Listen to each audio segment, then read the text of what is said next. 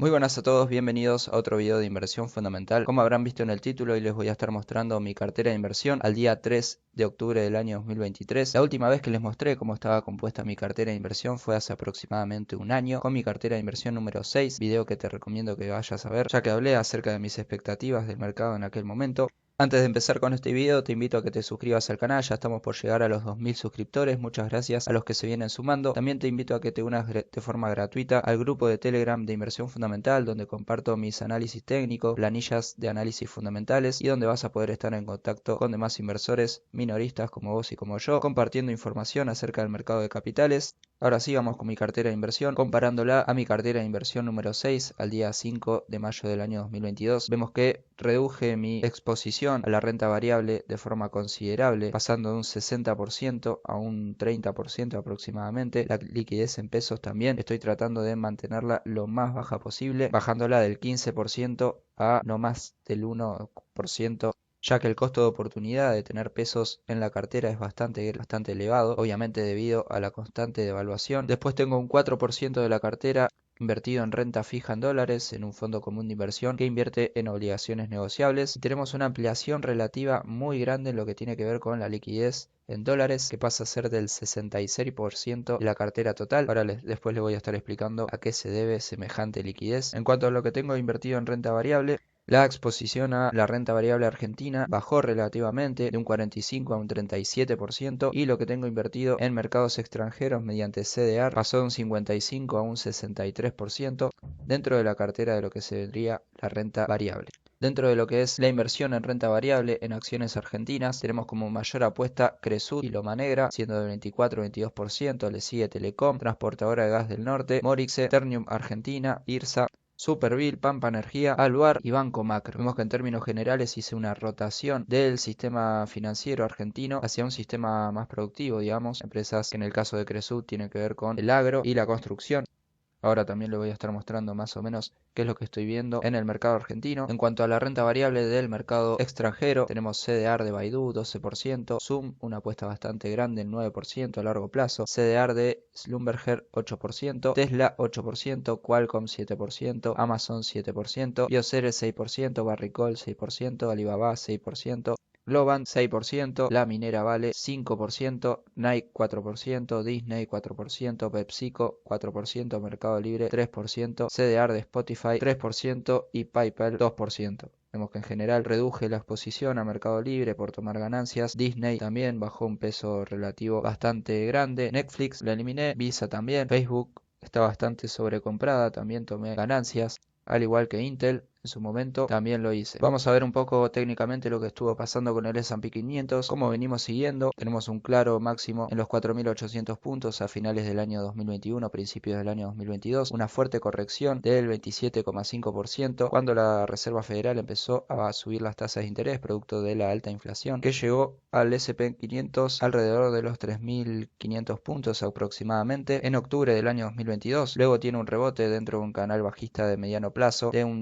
en torno al 16%. Es en enero del año 2023 cuando rompe este canal al alza, fecha en el que empieza a crujir el sistema financiero con algunas quiebras y falta de liquidez en bancos. La Reserva Federal sale al rescate y esto hace que el S&P 500 tenga un rebote y un reconocimiento de lo que antes fue resistencia, pasó a ser soporte y rebotó un 20% más, cerrando así un rebote desde octubre del año 2022 hasta julio-agosto del año 2023 en torno a un 32%. Tenemos un canal alcista de mediano plazo. El S&P 500 está cotizando unos 4.230 puntos aproximadamente, todavía desarrollándose dentro del canal alcista de mediano plazo que tenemos representado por las líneas verdes. Es muy importante esta semana y el comportamiento del índice para ver si esta zona actúa como soporte para seguir dentro de esta lógica alcista de mediano plazo o por el contrario entrar en lo que podría ser una nueva lógica bajista, ya que si hacemos un desdoblamiento del canal, trasladando la pendiente del último canal bajista de mediano plazo para el S&P 500, respetando la anchura del canal, podríamos entrar en una lógica bajista de mediano plazo como la que hubo durante el año 2022. Vemos cómo claramente esta pendiente se respetó actuando como resistencia y cómo es probable que en caso de romper entremos dentro de esta lógica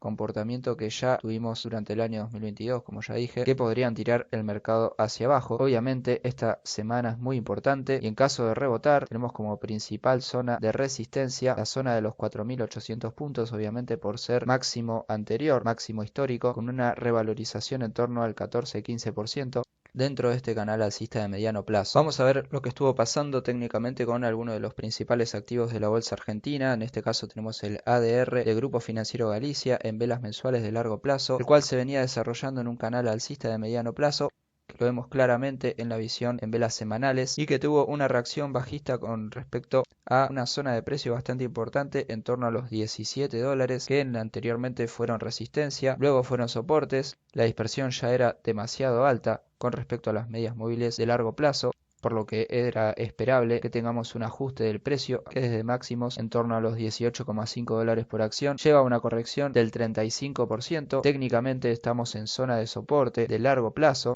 Y en última instancia tenemos esta línea inferior del canal alcista que podría actuar como soporte de largo plazo para el precio de Galicia. Algo parecido podemos ver en Banco Macro, en el ADR. Tenemos una unión de mínimos anteriores que fueron niveles de soporte que luego actuaron como resistencia del precio en el año 2020 y durante los últimos 3 meses la zona de los 27 dólares por acción fueron claro nivel de resistencia para el precio, chocando directamente con esta línea alcista de largo plazo. La dispersión del precio con respecto a las medias móviles en visión mensual, como estamos viendo el gráfico, era elevado y hoy estamos técnicamente en zona de soporte, cotizando unos 18,5 dólares por acción, teniendo una corrección, al igual que Grupo Financiero Galicia, en torno al 35%. En visión de mediano plazo, la vela semanal que se sigue desarrollando, ya que hoy es día martes, estaría cayéndose de una línea de tendencia, estaría rompiendo una línea de tendencia alcista de mediano plazo,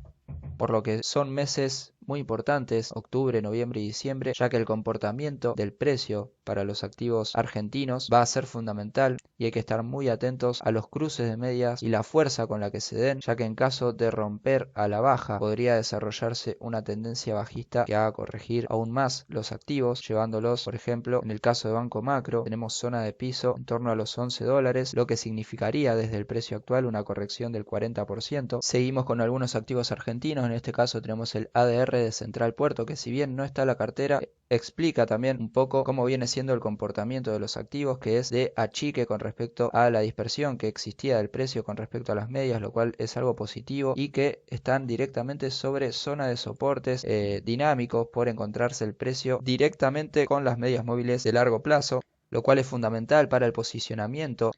y pueden estar apareciendo oportunidades bastante interesantes y posibilidades de rebote alcista interesantes. Algo similar estamos viendo en Cresud. Tenemos el ADR cotizando a unos 6,3 dólares por acción, cerca de dar cruce de medias en zona claro de soporte por el precio encontrarse muy cerca de la parte inferior del canal alcista de mediano largo plazo, con una pendiente del canal que ya tuvo en el pasado, por lo que hay altas probabilidades de rebote alcista para el mercado argentino. Veamos en este caso el ADR de IRSA, que ya tuvo al día de hoy una reacción alcista que nos deja una vela mensual, al menos hasta el 3 de octubre, reaccionando contra la media móvil. Hay que ver bien cómo cierra el mes de octubre y noviembre. En cuanto al mercado estadounidense, estoy viendo algunas debilidades, ya que muchos activos estables, como por ejemplo en este caso tenemos PepsiCo en velas mensuales de largo plazo, está amagando con dar un cruce de medias a la baja. En este caso saqué el precio y las velas para que vean explícitamente cómo pocas veces se da cruce de medias a la baja, solamente en momentos clave de la economía, por ejemplo en el año 2018 cuando se llevó a cabo un fuerte ajuste de la tasa de interés al alza, también hubo bajas de mercado y comportamientos bajistas de la renta variable, ni hablar de la época del año 2008-2009, donde también se dio cruce de medias a la baja en esta empresa, que en general este tipo de empresas son las últimas en tener reacciones bajistas y tienen fuertes caídas en bolsa cuando la recesión empieza a golpear en la economía, por lo que una consolidación de un cruce bajista podría estar indicando que el mercado empieza a entrar en posible recesión. Hay que tener en cuenta este canal alcista de mediano plazo, uniendo mínimos y máximos y una zona de soporte en torno a los 165-160 dólares por acción aproximadamente, muy importante. Vamos a terminar este video con una reflexión sobre algunos datos macroeconómicos de la economía estadounidense que afectan a la economía global. Vemos la tasa de interés, que si bien tuvo un ajuste desde aquellos picos durante el año 2022-2021, la cual estaba viajando de forma anualizada a un 9%, una tasa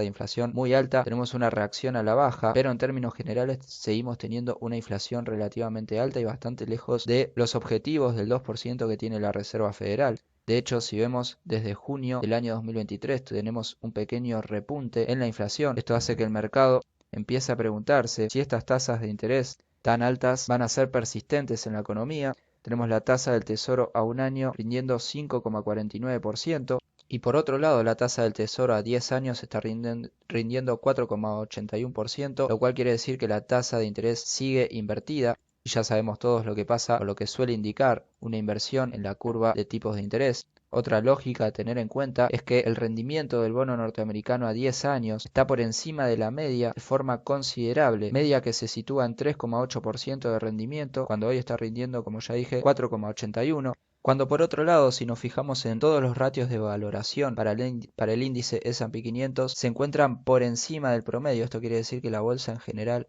y en términos relativos a la tasa de interés del tesoro norteamericano está cara, ya que si nos fijamos el comportamiento, por ejemplo, para el índice S&P 500 y la relación precio-beneficio desde el año 80 hasta el año 2000, periodo bajista para la tasa de interés a largo plazo del tesoro norteamericano, tenemos un periodo alcista en el índice PER del S&P 500 y esto claramente muestra la lógica con la que funciona la economía, en la que a menor tasa de interés del bono norteamericano, que actúa como referencia, los inversores están dispuestos a valoraciones más exigentes de la renta variable. Pero en términos generales, hoy no le veo mucho sentido a que el bono norteamericano esté rindiendo por encima del promedio histórico y sigamos teniendo un ratio de valoración para el índice muy por encima de los promedios. Algo similar pasa si vemos otros ratios de valoración, como por ejemplo en este caso el precio del S&P 500 sobre el valor contable de las empresas desde el año 2000. Tenemos un valor prácticamente de 4 por encima del promedio que se sitúa en 3 y 2,8. La relación precio-ventas también desde el año 2002 está por encima del promedio que se sitúa en 1,5 cuando está actualmente